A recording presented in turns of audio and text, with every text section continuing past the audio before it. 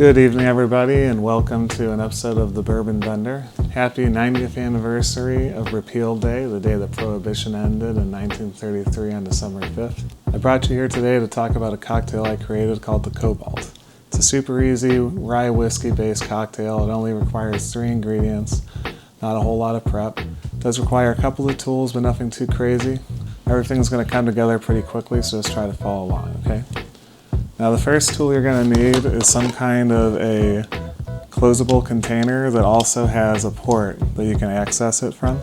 Then into this vessel, I'm going to add all 3 of the liquor ingredients. So the key ingredient is rye. I like Rittenhouse rye. It's super easy drinking, all-purpose rye. It's got a high corn mash bill, so it's got a lot more sweetness.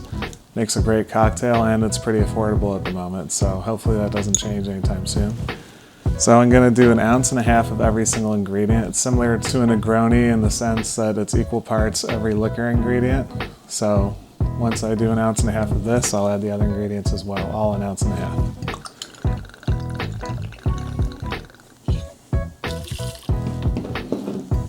And then orange Prunier, it's an orange cognac, very similar to Grand Marnier. And 1.5 ounces of this. And then last but not least, Amaro. I like the Amaro Pellegrino personally, but I also like the Faccia Brutto Amaro. There's tons of great Amaros on the market, more coming out every day, so get yourself a solid Amaro for this recipe. And 1.5 ounces of that. Give this a little swirl. Just try and incorporate the ingredients a little bit. Now fix your lid. Make sure it's on there tight. You don't want anything escaping. So next we're going to smoke the cocktail. I'm sure you're wondering why it is I do it this way. You could use a traditional stovepipe smoker like this, but I really enjoy infusing the smoke into the cocktail a lot more. So we're going to use the Vitamix to shake the cocktail in the smoke, infusing a lot more of that flavor. I'm going to be using applewood chips to give it a little bit of sweetness. Always make sure you light your torch before you point it at the chips so you don't get any butane fuel into the cocktail. Turn it on.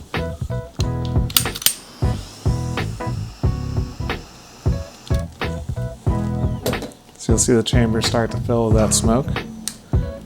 Shut the smoker off. So get that out of the way. So now you have the cocktail in this chamber with the smoke. So we're just going to swirl it around. I don't want to shake it too aggressively because I don't want the cocktail to become too cloudy. No pun intended. But you really just want to incorporate and make sure that every inch of that liquor gets infused with that smoke.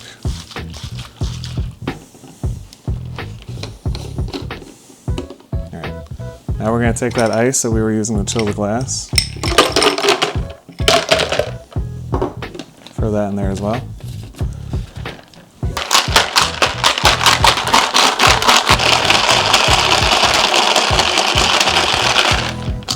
So you take your glass that has a Cobalt rim, which helps lend to the name, and you just pour the drink out into it. And if you hold your hand there a little bit, some of the smoke may actually come out, as you can see. And just create a little bit of layer of smoke on the cocktail. Now I have served this in a coupe glass before, but I really like serving it in a rocks glass. Last but not least, you're going to need an orange peel. Always make sure that you peel it over the glass like such so that you get as much of that oil into the drink as possible. And then just spritz. Cocktail a couple of times.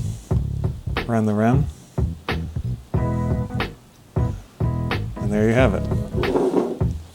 That is the Cobalt. Thank you so much for joining me today and learning about my cocktail, the Cobalt. I hope that you try it for yourself sometime, next time you're behind the bar or have friends over. It's a real party pleaser. It's also great for people who don't necessarily like whiskey because it's got so much more complex flavors going on. If you're a fan of a Negroni or a Boulevardier, I think you'll really enjoy this cocktail. Have a good rest of your night and happy Repeal Day. This is Johnny Haynes, aka The Bourbon Vendor. Cheers.